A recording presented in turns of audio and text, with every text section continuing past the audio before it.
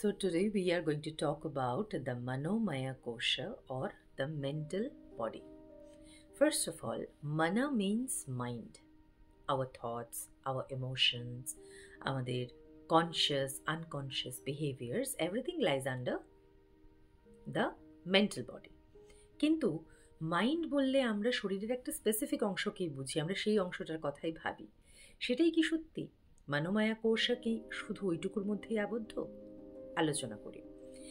যখনই আমরা কোনো মেন্টাল ট্রাবলসের মধ্যে দিয়ে যাই, তখন তার এফেক্ট আমাদের বডির প্রত্যেকটা সেল কিন্তু সেন্স করতে পারে এবং সেই অনুযায়ী রিয়্যাক্ট করে।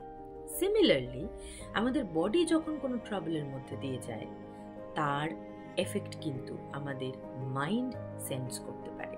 সুতরাং মনোমায়া কোষা is not only representing a specific part of body, the entire body is representing the Manomaya Kosha